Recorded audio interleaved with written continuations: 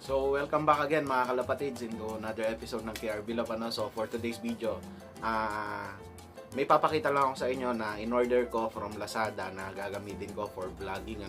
Then, bago ang lahat pala, kung bago ka pa lang sa aking channel, huwag mong kalimutan mag-like, mag-share, and subscribe. Hit the notification bell para lagi kayong updated sa mga bago kong uploads ng video. So, ayun. For today's video nga, meron akong in-order sa Lazada. Ayan, 3 item kung makikita nyo. Then, eventually, kanina lang dumating to, kaninang umaga. Then, itong isa is kahapon pa, Miyerkules. So, ngayon is Thursday na ng gabi. And, hinintay ko munang makompleto sila bago ko i-vlog para mapakita ko sa inyo. So, itong item na to mga kalapatids is for vlogging setup. Actually, dapat dati ko pa to ginawa, dati ko pa to in-order para sa pag-vlog nga, Pero, ngayon ko lang na-order kasi kwento ko lang din yung sa pag-vlog ko. Nung unang nag-vlog kasi ako is, kumbaga trip-trip ko lang. So, hindi ko naman alam na, or hindi ko naman in-expect na dadami yung mga subscribers and manonood sa akin sa channel ko nga dito sa YouTube, So, I decided na mag-order na ako ng ganito para mas gumanda yung quality ng ating vlog pag-video sa mga kalapati natin. So, ito is simple lang naman to mga kalapatids. Papakita ko sa inyo, pero bubuksan na natin to mga kalapatids. Papakita ko sa inyo kung para saan to. Then, samahan nyo ako mag-unbox mga kalapatids. So, unahin ko to, yung medyo box na malaki. Ayan. Then, meron akong gunting. Bubuksan na natin. So, eto na. Maganda yung pagkakarap niya. Naka-bubble wrap lahat, nakabalot ng bubble wrap para iwas damage dito sa item, Then, tatanggalin natin yung bubble wrap niya. So, eto mga kalapatids, gagamitin natin sa pag-vlog, As you can see, minigun sabi niya. And Super B sound for audio and video recording. So, ito is pang-record ng mga vlog natin na kumbaga external mic para sa cellphone na i-attach natin sa cellphone para yung quality ng sounds mga kalapatids is okay na okay, Then, unang-una ito, yung kanyang parang pusa. Then, ito yung kanyang laman. Nandito na siguro. Then, meron siyang manual dito sa box niya. So, ito, buksan natin yung laman mismo. Yan. So, ito yung mga cord or yung mga wire na i-attach natin sa cellphone. Then, ito mismo yung mic mga kalapatids, So, ayan. Try natin mamaya, ilalagay ko to. Then, kayo ang pumatol or tignan nyo kung magiging maganda ba yung sound o yung voice quality. Mas gaganda ba or mas lilinaw. So, ayan, yung ating mic. Then, ito isinusuksok lang dito, alam ko.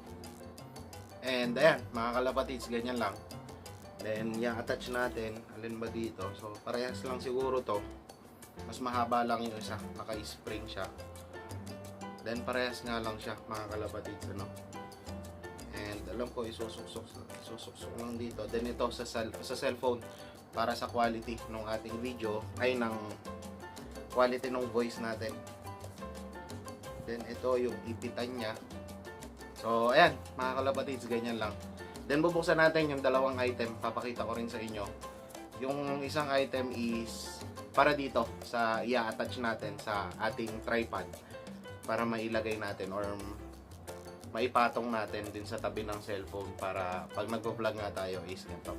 So, ayan, vlogger na talaga yung dating natin, mga kalapatids, Then, buksan natin itong isang item. So, ayan, balot na balot din ng bubble wrap. So, maganda yung pagkaka-deliver ng Lazada. Maraming salamat Lazada sa pag-deliver ng item na to then sa pag-order ko. Kasi makita nyo naman, balot na balot siya ng bubble wrap para hindi ma-damage yung item. Ang problema lang, pag bubuksan mo na siya, ang hirap. Kasi ang kapal nga ng kanyang pagkakabalot. So, ito. So, meron siyang delivery receipt. One gadget. Yung tindahan na pinagbilang ko nito. So, palagay ko this is a legit. Kasi ayan, makita nyo meron siyang sticker. Please visit our website. So, sa mga legit item kasi merong mga ganito sticker. Then, scratch mo siya. Visit mo yung website para makita mo na legit yung item, mga kalapatids. Hindi ko lang alam paano i-attach to. Pag-aaralan natin kung paano ilalagay sa tripod. Pero madali lang siguro. Then, ito nga, sabi ko sa inyo is ito yung maglalagay or magpapatong, itatabi niya sa cellphone yung ating isang item na to para sa quality ng voice Ayan mga kalapatids, isusuksok lang siyang ganyan, then meron naman siyang thread para mahigpitan ayan mapapansin nyo. Then ayan, yung magiging setup natin. Then yung cellphone, nandito siya. Dito magpupwesto and ito yung kanyang thread para mailagay natin yung cellphone dito. Then pag nagvo-vlog tayo, yung quality ng voice, yung quality ng boses natin is mas clear. Then mamaya susubukan natin kung may magbabago nga sa quality ng boses. Then ita-try natin mamaya. Then lastly mga kalapatids, itong isang item, buksan na rin natin. Pero ito is tripod din to mga kalapatids, Gorilla.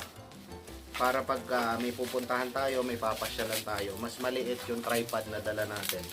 Hindi naman na siguro kayo bago dito sa Gorilla tripod na to. Madalas naman to sa mga vlogger, ganito talaga yung mga ginagamit nilang tripod. So ayan, balot na balot din siya. Ayan, makikita nyo. Itong tripod na to is mura lang, nabili ko. 90 pesos lang to. Then depende sa size kasi mga kalapatids. Tatlong klase yung size nito, which is small, medium, tsaka large. And yung in-order ko is ito nga, medium lang. So maliit lang, pero okay lang para madali nating madala and madaling maiano sa bag. And ayan, working naman, gumagana siya. Kasi kahit saan mo i-attach, kunyari sa bakal, pwede mo siyang, ayan, yung paa niya, pwede mong balok-balututin para dumikit siya or maikapit mo doon sa kung saan mo gustong ipwesto yung tripod mga kalapatids. May kasama din siyang cellphone holder para sa ipitan ng cellphone, dito natin ilalagay. Then subukan nating ilagay itong sinasabi ko na in order natin. So medyo maluwag siya mga kalapatids, kung makikita nyo. Ayan gumagalaw. Then tinanggal ko, ditanggal pala siya yung ibabaw niya, ayan, ng tripod. Tapos ipitan natin to. Then meron naman akong gunting, ayan makikita nyo, screw. Pero pwede naman yung gunting, try natin higpitan para hindi siya gumagalaw. So ayan mga kalapatids, kung makikita nyo, ito na yung lalagyanan ng cellphone o yung cellphone holder natin. Then ito yung external mic natin na naka-attach. Then dito mailalagay yung ating cellphone. Then susubukan ko na ilagay dito sa isang tripod na which is gamit ko ngayon kasi dito is medyo maluwag siya. Hindi ko siya nasikipan pero wala kasi akong screw, titingnan ko na lang mamaya. Then tatanggalin ko muna siya and i-attach ko siya dito sa isang tripod na gamit ko nga. Then susubukan natin kung maganda yung quality ng kanyang boses. A few inches later. So ayan mga kalapatids, naka-attach na yung ating external microphone. So kayo nang humusga, maganda ba yung sounds quality, yung voice quality, naging clear ba siya katulad nung kanina. Then ayan, naka-attach na siya. Ito, nasa tabi nung pinakita ko naman kanina sa inyo kung paano yung magiging setup. And tatanggalin ko yung external mic para ma-compare nyo and i-comment nyo na lang sa baba kung maganda ba yung naging quality. So ayan, itong boses na to is naka-attach yung external, then tatanggalin ko siya. Ayan mga kalapatids, nakatanggal siya. So ano yung maganda na voice quality para sa inyo?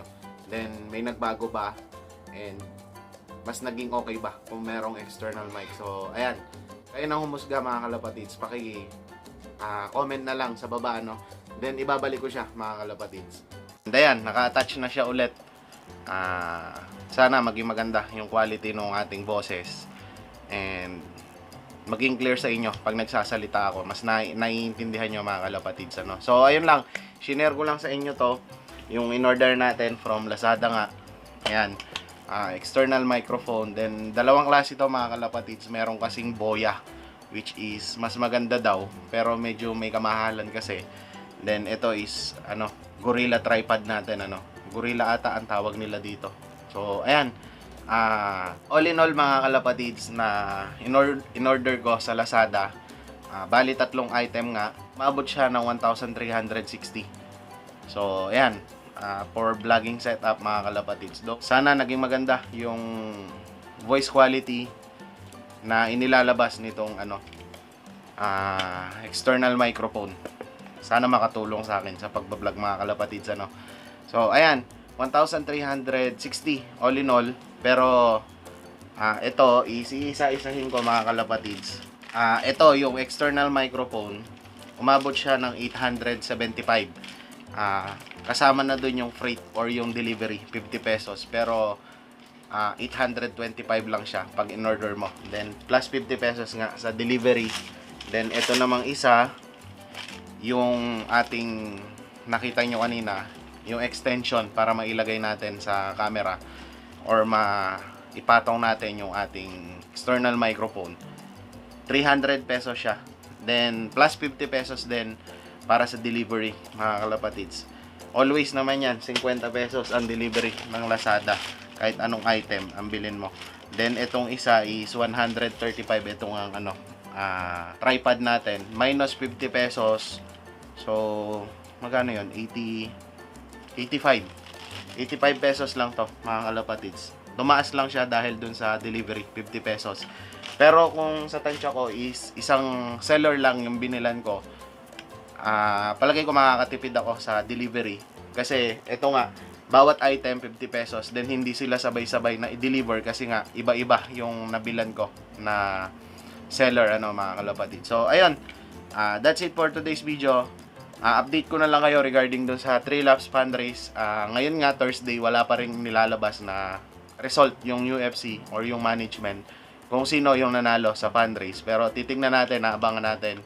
I-update ko na lang kayo regarding dyan mga kalapatids. Sana, pero tansya ko kasi hindi tayo papasok dun sa ranking kasi medyo naging mabagal nga yung speed ng ating blue bar nung nakaraan. Then yung nag-clock nga lang natin is 2. Yung dark check is nung second lap nag-speed lang siya ng 1,000. Kaya, palagay ko hindi papasok. Pero titingnan natin kung pangilan tayo sa ranking mga kalapatids. So, ayun. That's it for today's video. Good luck sa mga may karera. And bukas, loading na tayo for second lap. Pamplona, Camarines Sur, mga kalapatids. And sa Sunday, abangan nyo yung vlog natin sa arrival ng mga kalapate. Sana meron pa rin tayo mag-clock na ibon. So, that's it for today's video. Good luck sa ating lahat. Happy flying!